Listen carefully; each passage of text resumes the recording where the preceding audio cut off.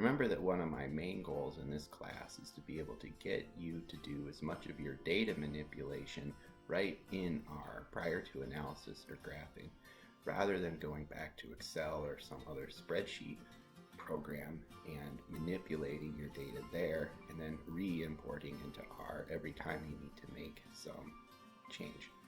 This is really important to making your data management workflows reproducible. You can start with a single data file and show the script with all the steps that you've taken to manipulate the data prior to analysis or graphing so that others can see what your work was, or you can go back and do that work again, either to the same file or to a modified file. Say you've added another year to your data set and you want to make a very similar graph or conduct a similar analysis. It also gives you the opportunity to go back and tweak that workflow and change the units that you're expressing your graph in, or changing the factor levels without having to remember or repeat all of the clicky steps that you did in Excel. One of the main toolboxes for us for doing data manipulation in R is the tidyverse, which is really a collection of many packages that have been developed over time to perform important steps in the tidying up of data and manipulating our data frames prior to, again, analysis and graphing. Most of these packages now live in the tidyverse, and we will go through several more functions to show how we can really change the nature of our data as we need to as we proceed through our workflows. We'll get started by loading our packages. Today we are loading two packages, the tidyverse and all the packages within that, and a new package, read Excel. The next step is to set our working directory. To load data, we will use the read Excel package to read directly from an Excel file. This read Excel package is really slick. It's relatively new. It used to be rather difficult to connect R to a specific Excel file, and one would have to do manipulations or retrieve data in Excel and then export individual worksheets as CSV files. Unfortunately, we don't get to use read Excel too often in this class because I'm giving you data as a CSV file, or we're using data that are online or stored in R.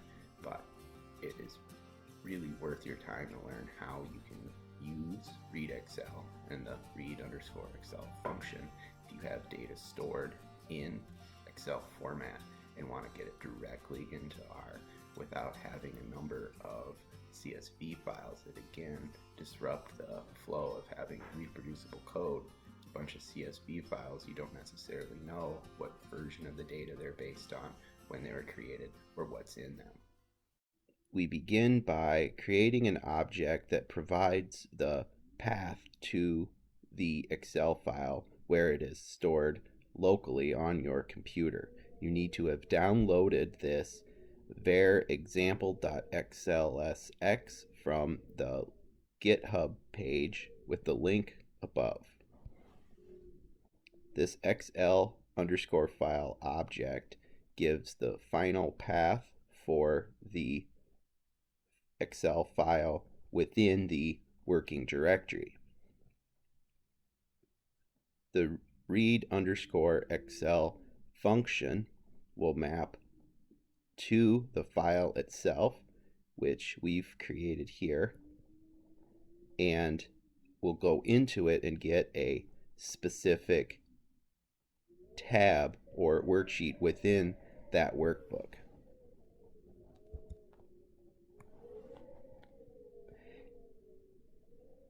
Here we've brought in a data object, an R object or tibble, from the species data worksheet in the Excel file.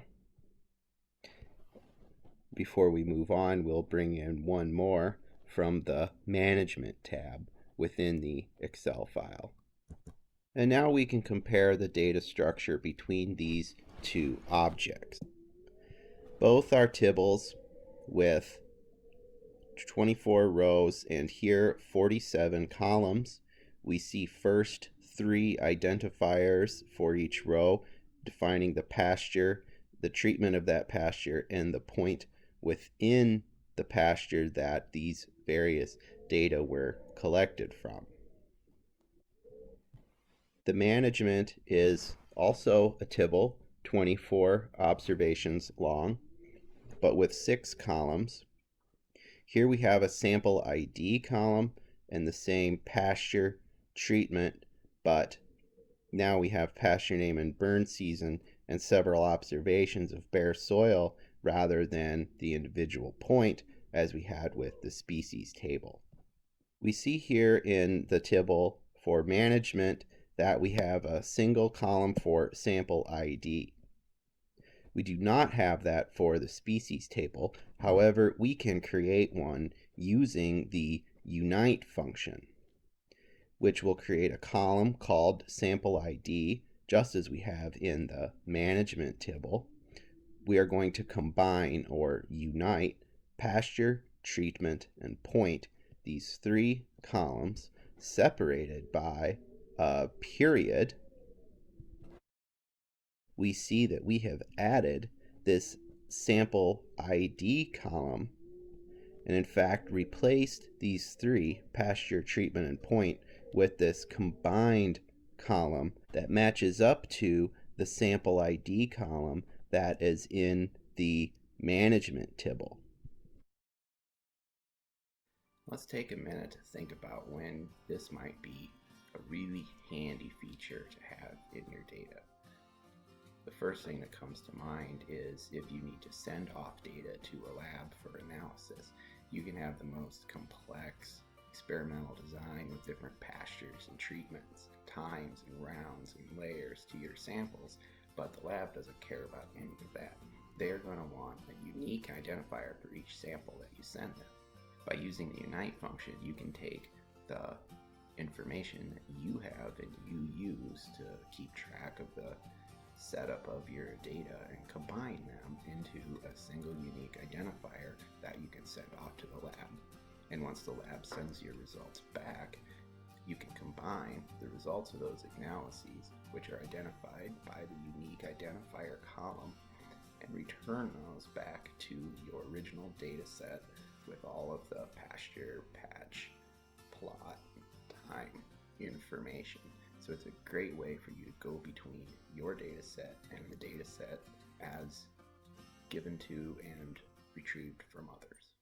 The reverse of unite is separate. We'll go into that same tibble, go to our combined column, and then we identify the names of the columns that we want to break it up into. We can run this just to view the results as an example. And as expected, we have converted that combined sample ID column into 3 columns, pasture, treatment, and point. The separate function knew to automatically split the column on the periods, as that was the only delimiter in the text string for each row. If you desire to separate on a different character, you can also distinguish that explicitly with this sep argument as we used in unite.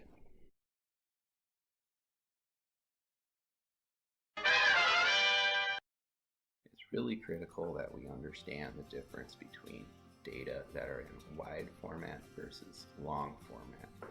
In general, most of the univariate analyses and graphs, particularly as we apply ggplot to make graphs, or as we apply tidyverse to change items in a data set, they're going to be in a long format. But very often data might come to you in wide format, and there are cases where analyses need to have data in wide format, particularly any sort of multivariate analysis, such as those that we perform on community composition data and then therefore share those data among each other. Having an eye for the difference between data that are in wide format versus long format and knowing which sort of manipulations, analyses, or graphs depend on one or the other will save you a lot of headache, and it'll save you a lot of time in sitting and staring at a spreadsheet and seeing how you can get your data to do what you want it to. A lot of times you might need to think about whether you need to switch it between wide and or long format. When we think about data formats in R, we are concerned about whether the data frame is arranged in a wide format or whether it is in a long format. When data are arranged in wide format, variables occur in unique columns. Say we have a data set on plant species abundance. Each column will be the measured abundance for each species in the data set, whereas the rows here are the different observations within which the abundance data for each species are recorded. This is a very standard format for species abundance data. In long format data, however, we use grouping variables in separate columns. So here we have the data stored in this value column, and two other columns identify what those values refer to, both the species and then the plots, which are repeated from A, all four species, and then starts over with B. Let's look at an example of when we plot wide format data. It's easy to think about just X and Y, with Y plotted against X, and when we go and program that into ggplot, we simply use g_on_point and assign X variables and Y variables. This is rather straightforward, but what if these data occurred in two different groups, here the green and the purple? When we think about wide format data, we can think about the different groups sitting right beside each other, but it's difficult then to conceive of how we'll assign them to unique plots, and especially how we would plot this using ggplot. The solution is to use long format data. In the long format, we keep the same data in X and Y columns, but we create a new column called Z, which we can use as our grouping variable to assign which group each of the different plots and their XY values should be assigned. And it's easy for us to code this in ggplot by assigning the color aesthetic to column Z. The workhorse functions for converting between long and wide format is the pivot set of verbs, pivot longer and pivot wider. In pivot longer, we will take our wide data, which are the species data here. We can see the abundance of each species is stored in its own column. We will define the call to pivot longer first by identifying the tibble to perform the operation on, an argument called names_to. So we're going to create the species column to hold the name of each species, and then the values are going to be called abundance. So we will have a column with the species, the abundance. We've removed sample ID from this operation so that the function knows that sample ID will be the unique value that it should sort on. Then we can view that species long tibble. We can see now that it is 1056 rows long, because we have, for each sample ID, we have every species that was observed in that plot and its abundance now in long format. To view the reverse of pivot longer, we can see this operation of pivot longer. We simply reverse the names_to and values_to arguments. Names from and values from will tell pivot wider what to call the tops of each column and what to fill each column by. We see here our original 24 by 45 tibble with sample ID with its own row, a single row for each plot. and columns for each species and the abundance of the species as the data, filling those columns down. If we look at the management tibble, we can see that it is a very different format than the other tibbles. Similar to the wide format, we have a single row for each observation, for each plot identified by sample ID. However, we have a single column of values instead of, as we would expect with wide format, a column for each of these 3 observations. They have now been stored as a character vector. These are numeric data that are stored as a character vector because they are in a string separated by commas.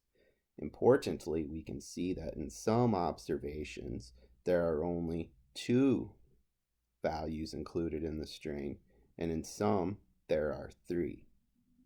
We can create a usable numeric column of bare soil first by splitting the strings up on the comma characters using the stringer package, which is a package in the tidyverse for handling character strings. The specific function that we will use here is called string split, which will separate the character string on the character that we define, which in this case will be the commas that separate the unique bare soil observations. We will immediately pipe that into another function called unnest, which actually comes in the tidier package, which is part of the tidyverse. Both stringer and tidier packages are loaded automatically when one makes the general call to loading tidyverse. The unnest function will make each separated observation its own row, and very importantly, it will repeat these other columns that occur in the row as it duplicates this and makes each of these 3 observations into 3 rows with a single bare soil column. It will automatically compensate for the fact that there are only 2 observations in some bare soil strings by only making 2 rows and 1 bare soil column. We have a tibble that is 70 rows long to account for the fact that we have 3 rows for this sample ID and the 3 bare soil observations. We can see that because we've used the stringer function, we are still stuck with a character vector for bare soil. So we will use mutate and apply the asNumeric function to bare soil to complete this operation and make this a numeric vector. Now, with a single observation for each row stored as a numeric vector, we can use these bare soil data. However, we are still stuck with the fact that this tibble is 70 rows long, which is longer than our other data on the species abundance within these plots. It is quite frequent that the number of individual observations between 2 types of data might not match up. There are many options for what to do to reconcile this. In this case, we are going to reduce the more numerous data set to a single value, reflecting the single values in the species abundance data set. There are many options for which measure we might use to summarize across the multiple observations, but in this case we are going to use mean. We will group by the categorical variables, the sample ID, the name of the pasture, and the season in which these were burned, and find a mean value for the bare soil. As we can see here, our tibble is again 24 rows long with unique IDs, and the sample ID. This is now ready to be matched up with our species data. We will use the full join function to merge these two tibbles. We will connect them by the sample ID column, which species table now includes because of our previous application of the unite function to create this unique identifying column that corresponds to the ID column in the other tibble. The results of this, as we expected, 24 rows long, same sample ID. We've pulled in the pasture name and burn season from the management tibble as well as the bare soil value and connected that to the wide format species data that were included in the species tibble.